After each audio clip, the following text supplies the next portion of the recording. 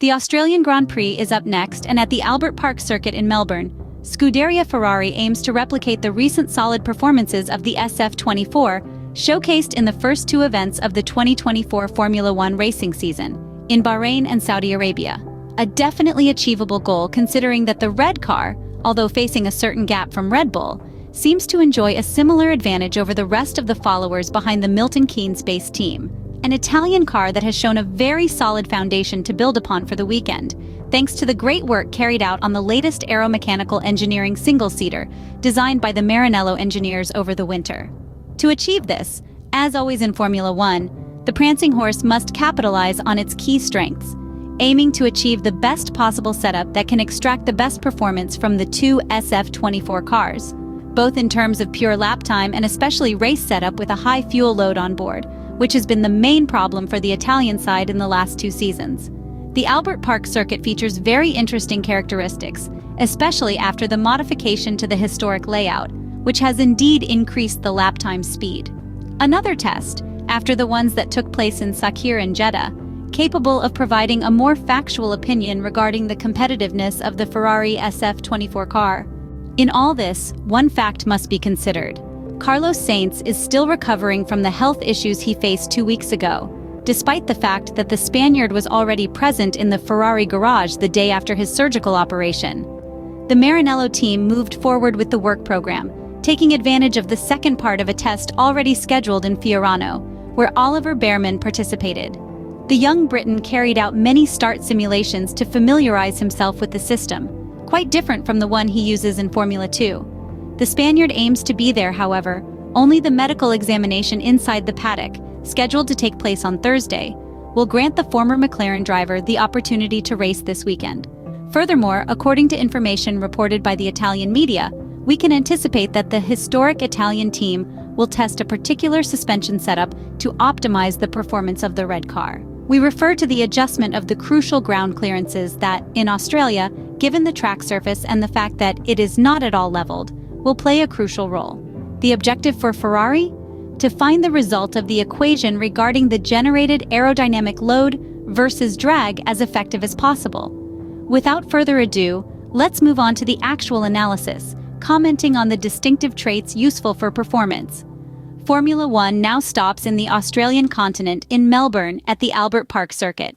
The average speed has been increased since the 2022 edition thanks to some modifications to the track layout. The first sector consists of two chicanes. The first is traveled at medium-high speed, while the second is medium-fast. Overall, in this part of the circuit, a good vertical load, well balanced between the two axes, is needed. It will therefore be essential to find the correct load at the rear. In addition to these two S's, there is a fast corner that is taken at around 230 kilometers per hour, in full acceleration, namely turn 5. The second sector is part of the fastest section of the track, consisting of a medium-fast chicane, difficult to interpret, and a long radius corner that leads onto the long straight between turns 10 and 11, where the drag reduction system can be used. Turns 9 and 10 are definitely among the quickest corners on the track, and overtaking is possible here, although drivers can also opt to stay in the slipstream and then give it their all to pass into turn 11, where overtaking carries a bit less risk. Therefore, a lot of downforce combined with a good level of efficiency will be required. The DRS, moreover, will be usable in 4 sections of the track, which is why a device that effectively reduces drag will bring considerable benefits to the cars, allowing them to regain speed. More time spent with the open DRS brings an advantage for the teams that can load the cars more. Therefore, the installed downforce in general could be medium-high. We arrive at the last sector, which starts with a very fast chicane, 11-12, where vertical thrust will continue to be very important. The third sector then continues with two 90-degree corners, where the perfect balance between the two axes of the car makes the difference. It ends with turn 15, a rather slow left-hand bend, followed by turn 16, which is taken at full speed, nursing the trajectory to cover the least possible distance. To optimize the lap of the Melbourne track, it is important to manage the purely aerodynamic aspect to the maximum. The average speeds are very high, and a wide range of speeds is tackled, which is why it will be important to make the floor work well in the best possible way. On this aspect, Ferrari has proven to be excellent, especially on long radius and supported corners.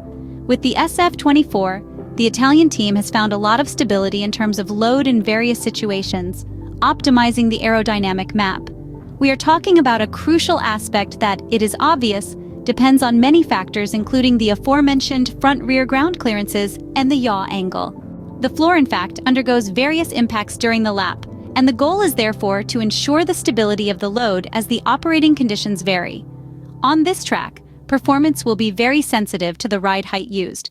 For example, we can say that McLaren is very solid in traversing long radius corners that require only one steering input, while they still need to work on the type of long radius corners in support. Overall, the teams will have to find a certain compromise even with the suspension setup. First of all, the track is a street circuit, which means there are several track surface areas that are not even. Precisely for this reason, the distance from the reference plane, the track surface, will be strongly conditioned by the presence of some bumps that will make it more complicated to lower the floor. Furthermore, although it will be relevant to provide a good amount of stiffness to the front end to improve direction changes, at the same time, the mechanical balance cannot be shifted too much to the front because grip at the rear is necessary in medium-fast 90-degree corners. The Red Bull RB20 car is very solid in high-speed corners, but its real strength lies in its ability to perform in terms of direction changes, which are massively present at the Albert Park circuit. We also know that the RB20 car shows a crucial intrinsic characteristic. We refer to the innate ability of the Austrian car to maintain the best speed delta between the configuration with DRS closed and open. For this reason, technicians may, compared to direct competitors, choose to load the rear more thanks to the rear wing, as happened in the 2023 Formula One Championship. Considering the overall characteristics of the SF-24 car, according to forecasts and reports in the Italian media, Ferrari could also choose to install more downforce at the rear, especially when we think about the 2023 car.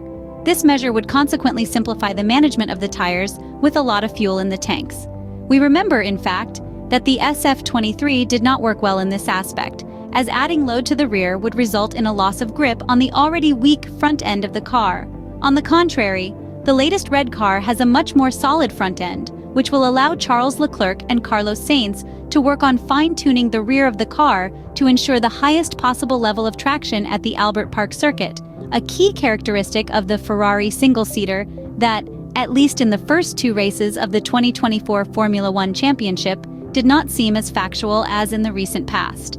This is a key area on which the Ferrari technicians are working hard with the clear goal of unlocking the maximum performance in this crucial aspect, especially on certain tracks capable of enhancing performance throughout the lap. Australians love their motorsport, and Ferrari is particularly popular here, making for a very special atmosphere. The Melbourne race is usually one of the most spectacular of the year and normally a two-stopper, both because of the track characteristics and the fact that the safety car is often called on, which always keeps the strategy experts on their toes in Albert Park.